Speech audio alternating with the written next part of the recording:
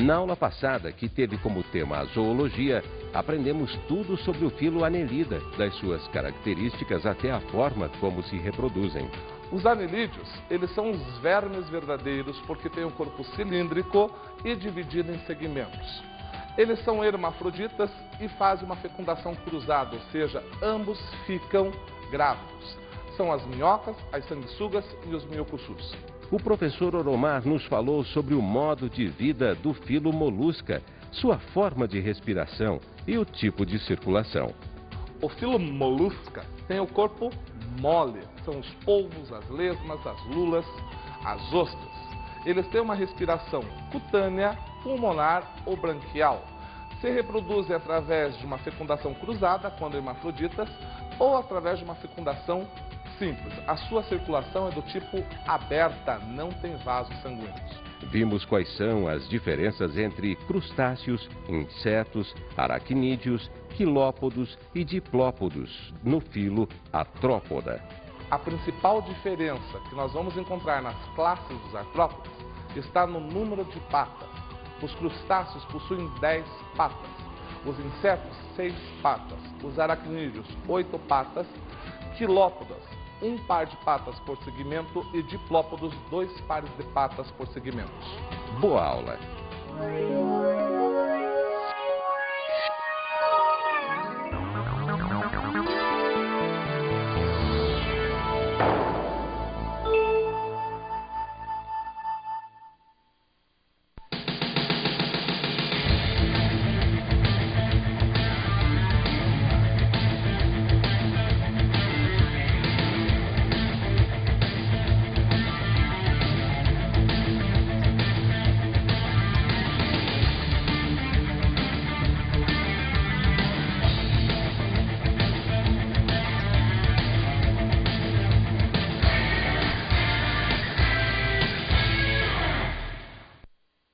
Olá, tudo bem com vocês? Hoje nós vamos falar do filo dos cordados. Quem são esses cordados? Os cordados são aqueles que têm já uma coluna vertebral, um cordão nervoso. Isso facilitou muito a vida deles. Isso fez com que eles se especializassem demais na natureza.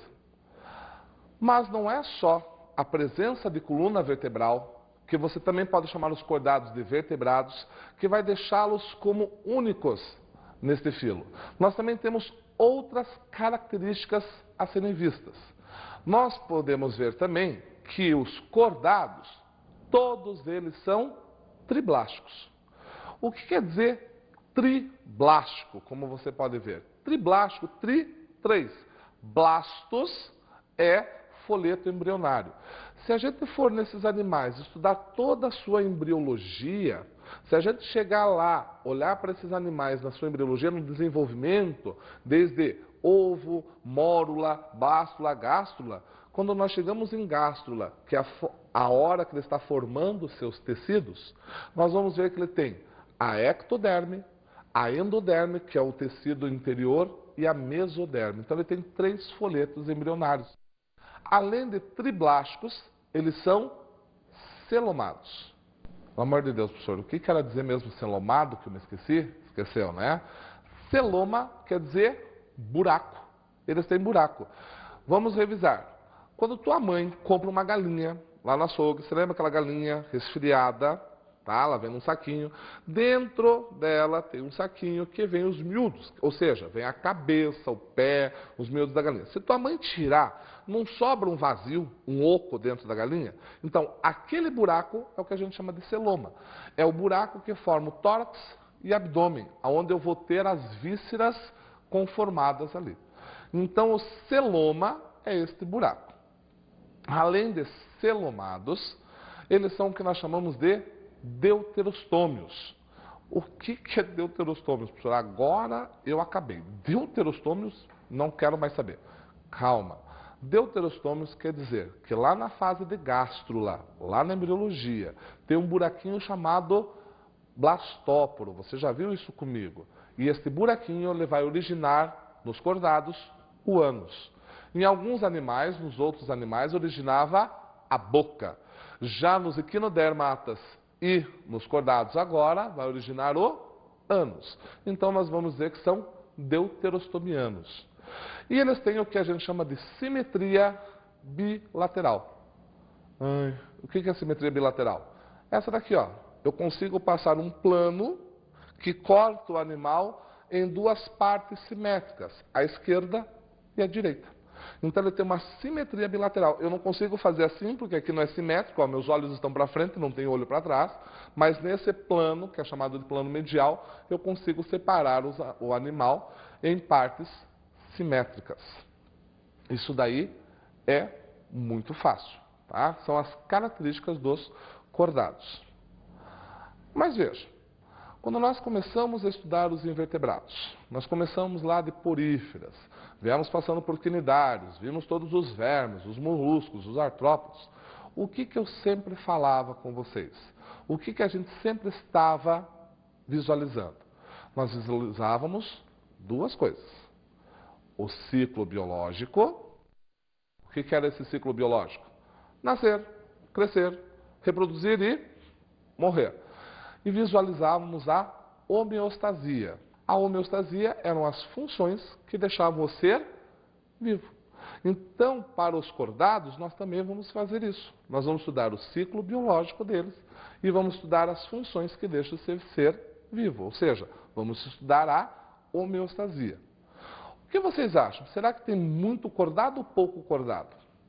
Os cordados, eles correspondem mais ou menos a 5% da totalidade de animais do planeta. Se você olhar, 5% é pequeno, mas a variação deles é grande. Então, para melhor estudar, o que a gente faz? A gente separa. Separa em quê? Bom, se você se lembra das classes taxonômicas, depois de filo, classe, ordem, gênero, espécie. Só que a gente fez o seguinte, nós pegamos a classe e da classe nós colocamos dois grandes grupos. Então, melhor que a classe é a superclasse. Então, nós vamos pegar duas superclasses. Tudo bem, professor? Concordo, acho legal, acho bonito, duas superclasses. O senhor vai colocar em grupos para que a gente consiga melhor estudar. Mas qual é o referencial adotado? Na zoologia é sempre importante eu saber qual a minha referência. No que eu estou comparando? Que nós comparamos ou pela anatomia ou pela fisiologia. Então, qual vai ser a comparação? Se eu chego para você e faço uma pergunta, e olha, cuidado que pode ocorrer na sua vida, hein? Eu sou gordo ou magro? Sem risinhos, por favor. Tá? Se você olhar para mim, muita gente já colocou na cabeça, ela é gorda, gorda. Por quê? Porque já tem um modelo pré-concebido na sua cabeça. Né? Um modelo, não, olha só, em relação ao meu modelo, o professor é gordo. Mas se eu ficar do lado de um rei Momo, eu posso ser considerado magro. E se eu estiver numa ilha deserta? Eu não sou nada.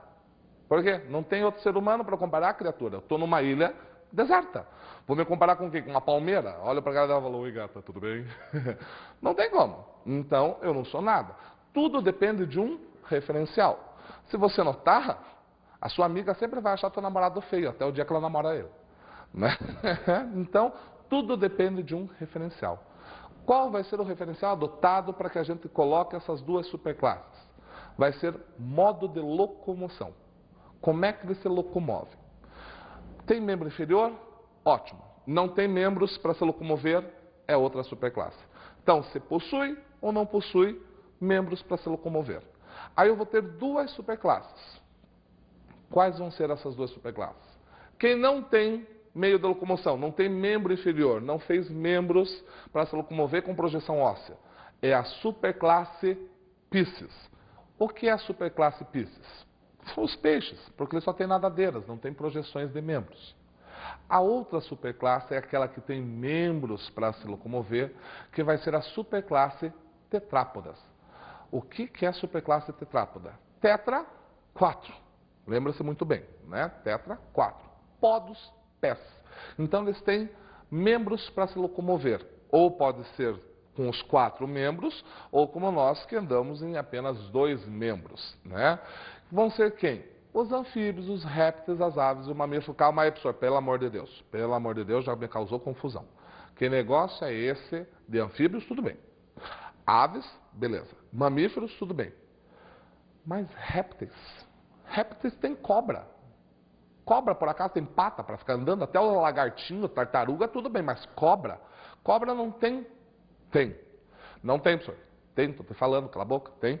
Só que está calcificado, está junto ao seu corpo. Se você olhar uma cobra de perto, você já viu uma cobra bem de pertinho? Você vai notar o seu pezinho desenhadinho ali.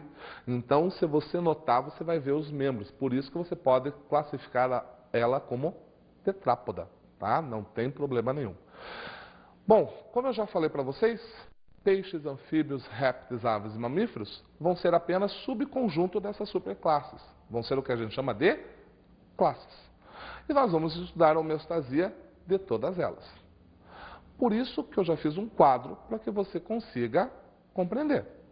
Vamos até ele e vamos olhar quais são as principais diferenças que causam nossa homeostasia.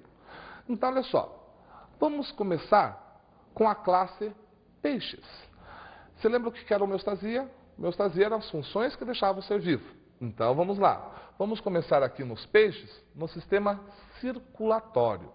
O que é o sistema circulatório? Como que vai ser o sistema circulatório dos peixes? Vai ser uma circulação do tipo fechada. O que quer dizer fechada? Fechada significa que correm vasos sanguíneos. Então, eu vou ter veias e vou ter artérias. Então, ela corre em vasos sanguíneos.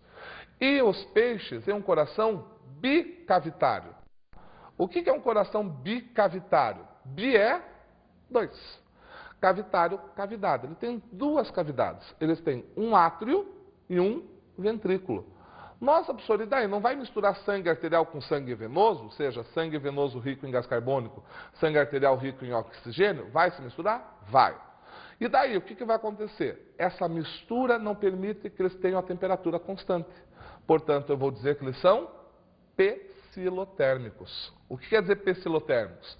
A temperatura do corpo varia conforme a temperatura do ambiente, pelo fato da mistura entre os sangues. Vamos passar agora para os anfíbios. Como é que será o sistema circulatório dos anfíbios? Veja, os anfíbios também têm uma circulação fechada, vai em vasos sanguíneos. Só que os anfíbios, os amiguinhos sapinhos, né, eles têm tricavitário. O coração é tricavitário, ou seja, tem 3 cavidades, 2 átrios e um ventrículo. Professor, mas também não refrescou muito não, continua se misturando o sangue arterial com o sangue venoso. Continua se misturando, porque entra pelos 2 átrios, mas quando cai, só cai em um ventrículo e mistura. Portanto, eu também vou dizer que os anfíbios são pecilotérmicos. O que era mesmo? A temperatura do ambiente varia na temperatura do animal. Então, ele sempre vai variar a sua temperatura conforme a do ambiente.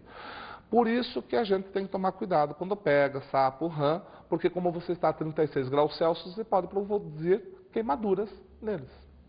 Vamos agora para os répteis. Como é que será que é o sistema circulatório dos répteis? Também uma circulação fechada. Temos vaso sanguíneo. O coração é tricavitário, ou seja, 3 cavidades, com uma exceção. Nos crocodilos, os crocodilianos, crocodilos e jacarés, o coração já tem 4 cavidades, tá? Eu estou começando a fechar, já é um ponto de evolução. Estou começando a fechar em 4 cavidades. Mas mesmo assim, fechada, o sangue se mistura, porque ela não está totalmente fechada. Então também os répteis são pecilotérmicos, tá? A sua temperatura varia. Vamos passar para as aves. Como é que é o sistema circulatório das aves? Fechada também, tem vasos sanguíneos.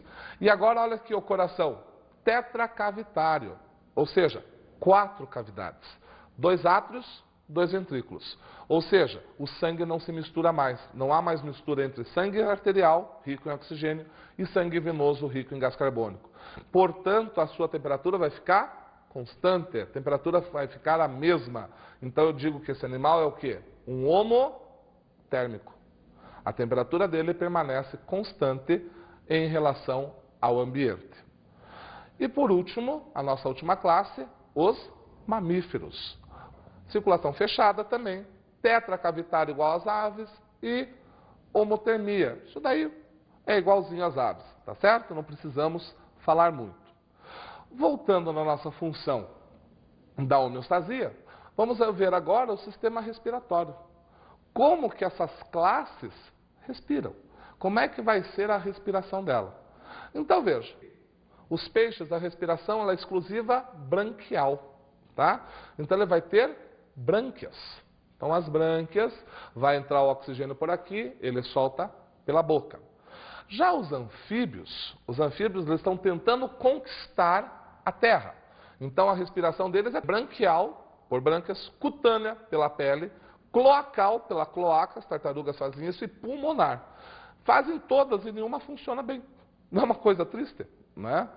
Agora, quando a gente chega em répteis, aves e mamíferos, onde eles já conquistaram o meio terrestre, você vai notar que a respiração é sempre pulmonar. Porque agora eles já conquistaram o meio terrestre. Então, répteis, aves e mamíferos é pulmonar. Como é que vai ser o sistema nervoso desse pessoal? Dos peixes, anfíbios, répteis, nós vamos ter 10 pares de nervos cranianos. São 10 pares que saem do crânio, tá? Do cérebro deste animal. Agora, com uma evolução, se nós formos ver as aves e os mamíferos, nós vamos ter 12 pares de nervos cranianos. Então, esses dois a mais já fazem diferença e fazem muita diferença. E por último, vamos ver como é que eles se reproduzem, porque afinal de contas é o que interessa para nós.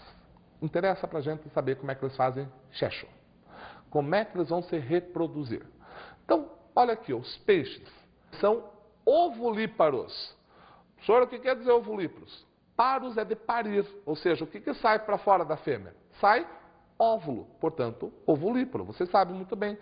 O peixinho fêmea vai lá, deposita seus óvulos no chão, o peixe macho vem, coloca seu espermatozoide, está feito. Uma coisa sem graça, não tem qualquer brincadeirinha. Só sobe o rio, que nem o salmão, pronto, acabou. Os anfíbios também são ovulíparos. Põem óvulos.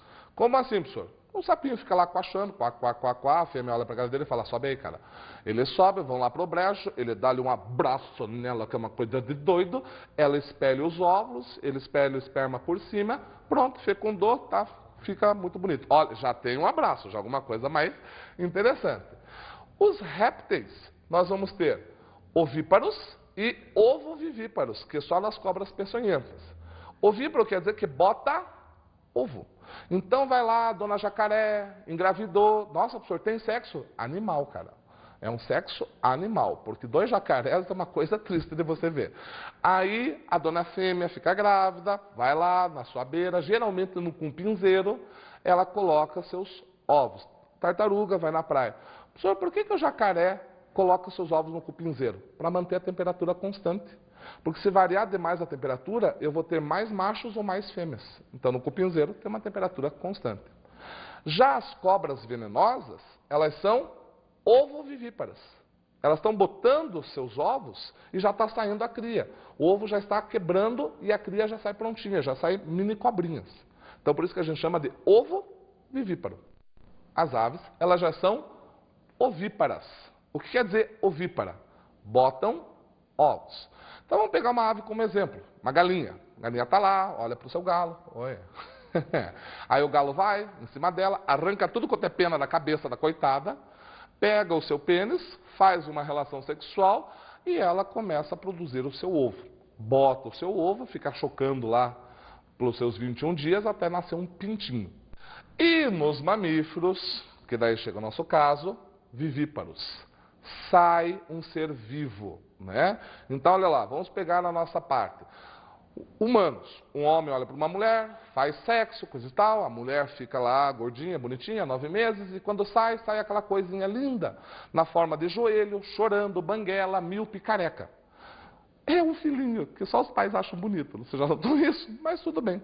Então sai um ser vivo, é vivíparo. Muita informação? Não fique assim. Tá? Vamos fazer um descanso, vamos se hidratar e depois a gente volta. Tá certo? Até daqui a pouco.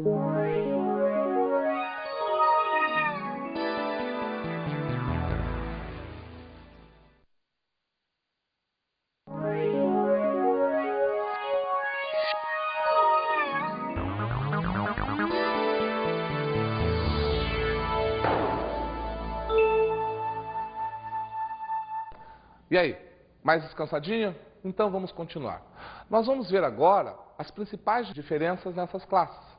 Peixes, anfíbios, répteis, aves e mamíferos. Peixes e anfíbios, gente, eu vim aqui no estúdio e fiz uma experiência para que você conseguisse ver as principais diferenças. Como nós vamos falar dos vertebrados, nós vamos começar falando dos peixes. Os peixes também são vertebrados, eles também têm uma coluna vertebral. E nós conseguimos separar os peixes em duas grandes classes: cartilaginosos, os condríctes, e os peixes ósseos, ou osteictes. Eu tenho dois aqui para vocês. Eu tenho esse cartilaginoso, tá? Que é o nosso amigo peixe cação-zinho linguado, e esse ósseo aqui, que é a nossa amiga corvina, tá certo? Quais são as diferenças que nós temos entre eles? Diferenças anatômicas. O que você vai poder diferenciar externamente? Ambos eles têm escamas, mas porém o linguado ele tem uma escama que a gente chama de dérmica. Se você passar o seu dedo no sentido cabeça-cauda, é como se fosse uma pele. Tá? É uma escama, mas são tão juntinhas que é uma pele. Agora, se você passar sentido cauda-cabeça, você sente uma leve aspereza, porque as escamas estão começando a se sobressair. Já no peixe ósseo, todas as escamas se sobressaem. Elas conseguem se sobressair em qualquer um desses sentidos. Tanto é que é muito fácil você tirar a escama de um peixe ósseo. Tá? Fica muito fácil você tirar. Outra diferença que nós temos bem marcante. O peixe cartilaginoso, se nós olharmos ele aqui embaixo, ele tem as suas fendas branquiais. Ele não é protegido. Ele só tem as fendas branquiais. Já o peixe ósseo, ele tem uma tampinha que protege as suas brancas, que a gente chama de opérculo, que é aquele que você ou sua mãe, quando vai comprar, dá uma levantadinha para saber se está fresco. Porque se estiver bem vermelhinho, ele ainda está fresquinho. Então, esse opérculo aqui protege as brancas do peixe. No peixe cartilaginoso, já não tem. O peixe ósseo, ele tem uma linha que a gente chama de linha lateral, quase imperceptível aqui. Você tem que dar uma olhada muito de perto. Essa linha lateral que vai fazer com que esse peixe sinta a pressão da água, a temperatura, faz com que ele saiba como está o ambiente. O peixe cartilaginoso não tem. Ele vai ter que sentir em todas essas regiões. Então, vocês já estão notando que o peixe ósseo já é mais desenvolvido. Internamente, nós vamos ver uma coisa bastante interessante. Olha aqui, no peixe cartilaginoso, a boca é ventral. Então, ela é próximo do ventre. Ela é próximo já do tórax e abdômen desse peixe. Já no peixe ósseo, a boca é terminal. É lá, ó. Então, a boca já é para frente, ela é projetada para frente. Esta boca, no peixe cartilaginoso, ela possui uma cartilagem chamada cartilagem de Meckel. Essa cartilagem ela vai se fechando e vai dar origem à mandíbula no peixe ósseo. E essa mandíbula vai permanecer por anfíbios, répteis, aves e mamíferos. Outra grande diferença que nós vamos ter abrindo este peixe vai ser o seguinte. Se eu abrir sentido boca a cloaca, professor, esse peixe tem cloaca? Tem. O que é cloaca? Cloaca é o orifício onde nós vamos ter a saída de fezes, urina e também do produto da cria. Tá? Então, se eu abrir aqui, vamos fazer um pequeno corte, uma incisãozinha nele, né? Uma coisa bem básica, olha, bem bonitinha, tá certo? Aqui. Vocês vão notar comigo que esse peixe vai apresentar, não se preocupe que ele não está sentindo nada. Eu não estou sentindo nada. Aqui. Esse peixe, ele vai apresentar aqui, ó. Isso daqui é o que a gente chama de válvula espiral. É um começo de intestino. Então, o que faz um tubarão, o que faz uma arraia? Eles têm que abrir o máximo que eles puderem a sua boca para poder pegar o maior pedaço de alimento, girar e engolir. Nessa válvula espiral, esse alimento começa a ficar remoendo para que ele consiga fazer a digestão. Tá? Essa aqui é a principal diferença. Eles têm válvula espiral. Peixe ósseo não tem. Peixe ósseo já vai ter um estômago e um intestino. O peixe ósseo, ele vai ter uma coisa bastante interessante também, que nós vamos abrir aqui para ver.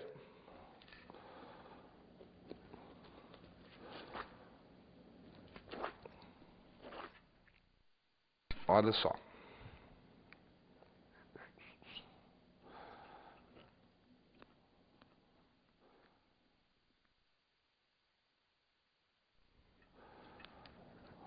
O peixe ósseo, ele vai ter dentro dele,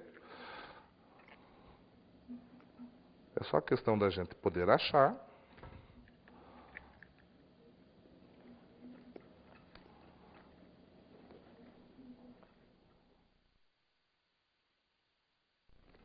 isso. Então a gente vai fazer aqui e está aqui dentro. Ó, o peixe ósseo, ele tem dentro dele o que nós chamamos de bexiga natatória, que é essa daqui, ó. Para que serve essa bexiga natatória? A bexiga natatória, ela que vai fazer o controle vertical do peixe. Então o peixe quer subir, ele enche a sua bexiga natatória de ar e sobe. Quer descer? Ele esvazia e desce. O peixe cartilaginoso não tem.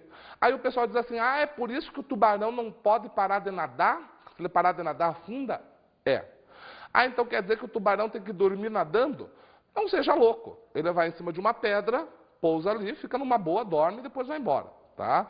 Então o peixe cartilaginoso, se ele parar, ele afunda porque não tem bexiga natatória.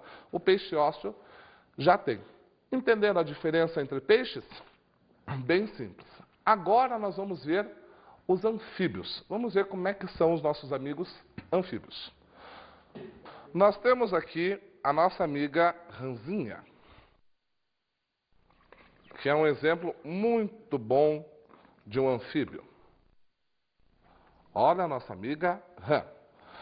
A nossa amiga ranzinha, que é um anfíbio, também parente dela são os sapos, as salamandras, né? As pererecas. Vocês vão ver algumas características deles. Por exemplo, eles têm a pele lisa, bastante lisa e úmida, por isso que eles se desidratam fácil. Tá? Os anfíbios também, além de uma pele lisa, eles têm o que a gente chama de cloaca. Tá? Eles têm uma pequena cloaca aqui escondidinha. Não esqueçam, cloaca sai fezes, urina e o produto da cria.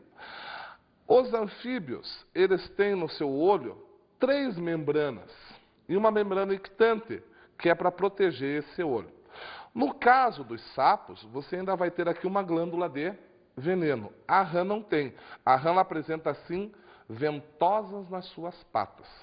Então, essa nossa amiga ranzinha aqui, ela tem ventosas nas suas patas. Já os anfíbios, eles também têm os 3 tipos de respiração. Qual vai ser? Eles têm uma respiração cutânea, né? Eles têm uma respiração pulmonar e tem também uma respiração chamada respiração branquial.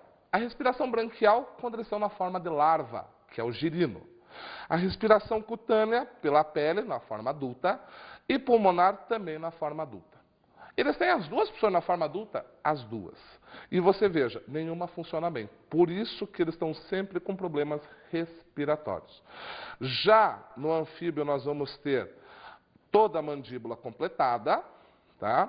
O seu coração, que eu não vou mostrar aqui para vocês, que não vale a pena, ele tem 3 cavidades. Ou seja, o sangue venoso, rico em gás carbônico, se mistura com o sangue arterial, rico em oxigênio. Dessa mistura toda faz com que eles não tenham a temperatura do corpo constante. Portanto, eles são animais pecilotérmicos. Os peixes também são pecilotérmicos. A temperatura do ambiente é a temperatura que eles têm. Portanto, por isso que você está vendo essa rã calma. Porque como a temperatura do meu corpo é 36 graus, ela está se esquentando. Ela está mudando a sua temperatura. Jura, professor? Juro. Eu não posso ficar muito tempo com ela, senão eu posso produzir queimaduras. Por isso que a gente usa luva. Tá certo? Esses são os anfíbios e os peixes. E aí, gostaram?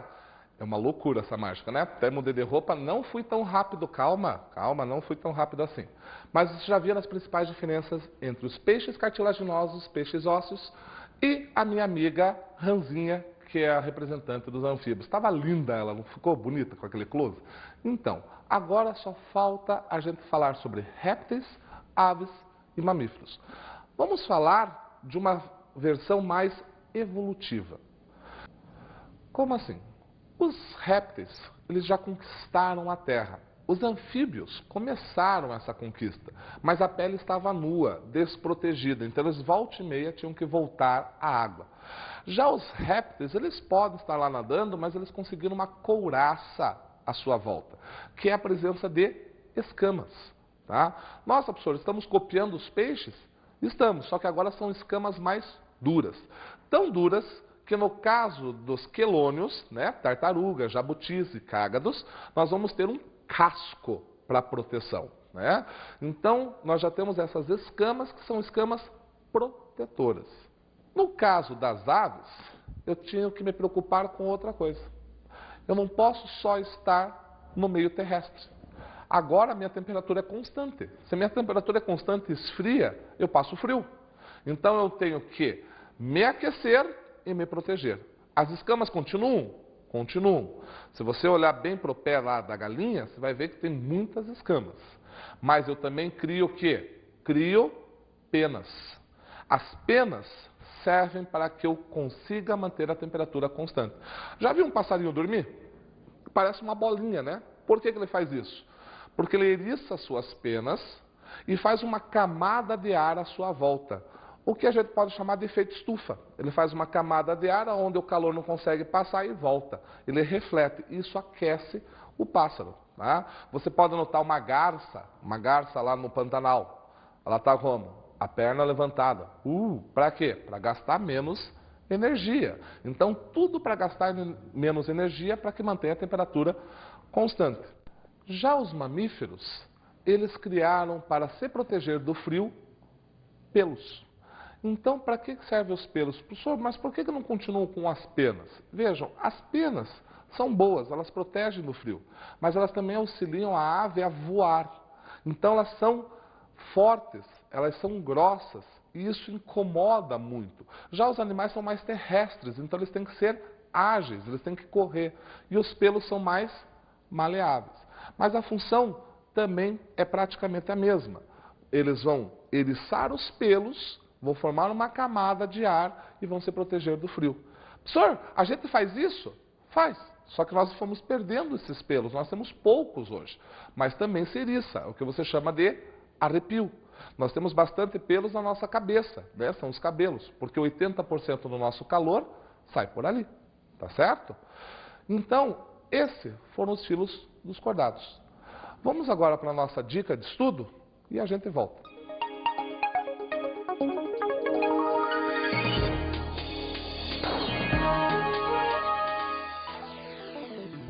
Veja, foi bonito, nós estudamos toda a zoologia, mas não adianta você ficar só lendo. Não adianta você querer saber tudo de uma vez só. O melhor jeito que se tem para saber sobre zoologia é visitar zoológicos, ir em parques, ir aonde o animal está, ver programas especializados em zoologia. É a melhor coisa para que você introduza esses nomes que você achou difícil. Espero que você tenha gostado, assim como eu. Vou encontrar você qualquer dia. Até lá!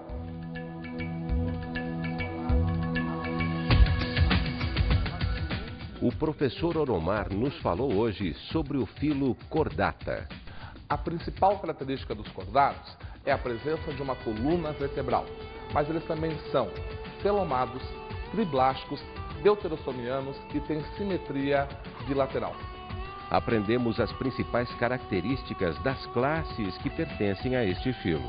A principal característica evolutiva vai ser a conquista do meio terrestre. Nos anfíbios, nós vamos ter a pele nua, o que não facilitou muito. Répteis aparecem as escamas e um casco. Nas aves, as penas e nos mamíferos, os pelos. Até a próxima oportunidade.